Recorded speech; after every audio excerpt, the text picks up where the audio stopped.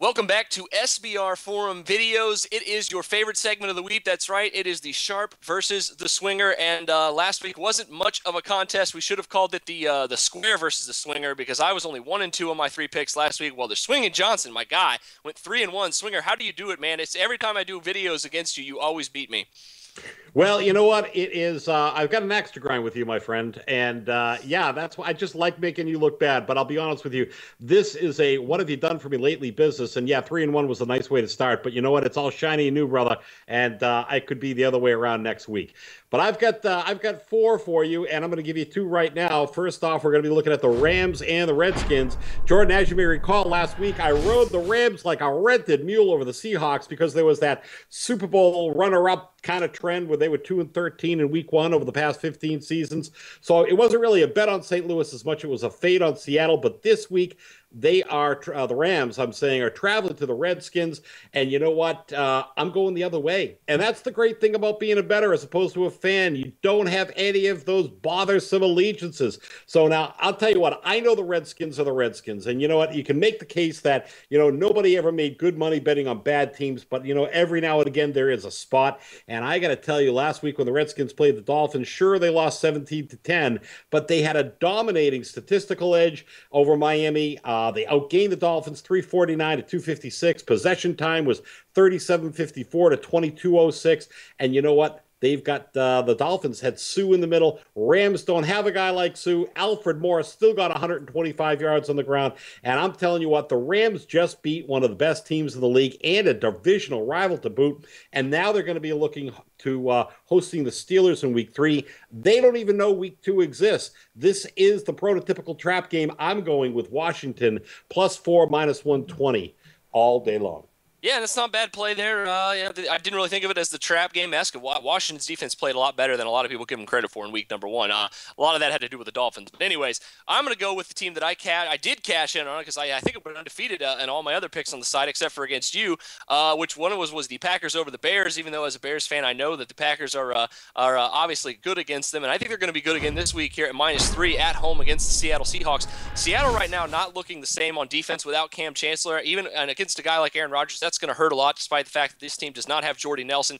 Green Bay also 9-5-1 against the spread since 2013 as home favorites here. So really playing well at Lambeau Field, especially in a rematch game here with a really big a revenge factor here for the Green Bay Packers. I think this is a extremely good play at -3. I think people are overvaluing the Seattle Seahawks right now just because of how good they've been. But since 2010, Seattle only 8-15 against the spread as a road underdog. I'm going to go with the Packers here, laying the points -3, my friend. Well, I'll tell you what, I can't argue with that because whenever you get the Packers minus only a field goal, and that's that 8-15 as a road underdog, that tells the tale. I'm with you on this one, brother. I like the Pack. All right, now something tells me we are on the same side here for this next pick. Oh, Lordy, yes, we are. Jets and Colts. And, you feel like the ultimate contrarian here when, you take the Jets over the Colts. It's like, oh, look at me. Look how different I am. But you know what?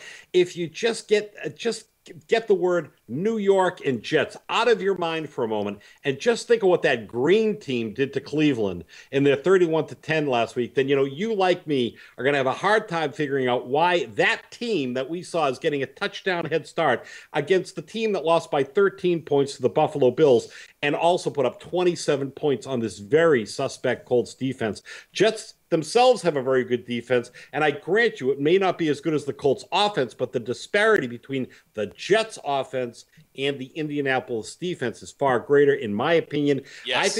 I think the Jets can hang and bang with this team, and I think everybody is so super high on the Colts that they're going to be really pissed off because they lost their opener. They're going to take it out on the Jets. Well, I'll tell you what, man, I think this is a new look Jets squad, and I think they can definitely hang within 7 of Indy. When I saw you were picking this game, I knew I had the right side on this one, man. The line has gone crazy on this for some reason, up from 5.5 to 7.5 in some instances. Now, just looked right before the call, dropping back down to 7. So I think some sharp money might be having the same ideas that we have here, Swinger. But right now, you said it, man. That Colts D did not look good. Outside of Vontae Davis, the other 10 guys on that defense did not play too well in week number 1. Vontae Davis did his job. He shut Sammy Watkins out, man. But the rest of those guys, guys I don't know about. They got run on all day by the trio of Bills running backs right now. Chris Ivory, I think, has the ability to do the same. And here's a little stat for you, sir. Since 2012, the Jets are undefeated as road underdogs of 7 points or higher. 6-0-1. Lock it in. Jets plus 7, 7.5, wherever you're getting them at. I think this team is being incredibly underrated, like you said. And I think the Colts, we may have been overvaluing a lot here in the offseason. After seeing what they look like, no, they got in Frank Gore, but there's no commitment to the run game. Absolutely, I am on board here with you. So we're picking the same one here in the Jets 7.5. So what's your final one here real quick? Okay, we've got the Texans and the Panthers.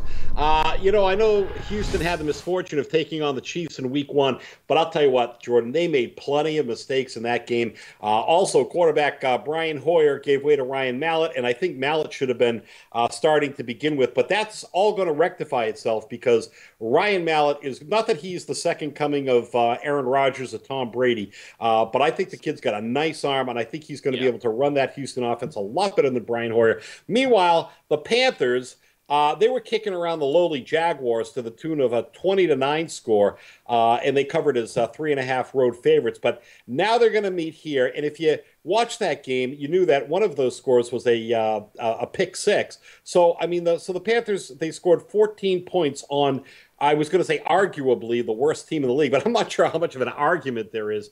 And therefore, it begs the question that if Carolina could only get 2 scores against the Jags, what are they going to be able to do against a J.J. Watt-led Texans defense? And I know everybody's a little down on them because they didn't look like that vaunted Texans defense that we were all anticipating in week 1, but they're a lot better than that. They've got Will Fork in the middle. They've got a lot of tools in the shed, and I think that this is just going to be not only will Houston cover the number, I think they're going to win the game outright. Houston's defense is much better than they demonstrated in week 1. Carolina is a one-trick pony with Cam Newton being that pony. Like I said, Ryan Mallett has a lot more tools to work with and has got something to prove, and Houston simply cannot afford to go 0-2 to start up. I think they not only cover, but I think they win this one on the money line. Yeah, Swinger, I'm not sure how much I agree with you on this one. I could definitely see where you're coming from, though, because let's just put it this way. At least, you have to respect Ryan Mallett's arm. Definitely a lot better, I think, than Brian Hoyer. We'll see if it clicks here with DeAndre Hopkins and those guys. And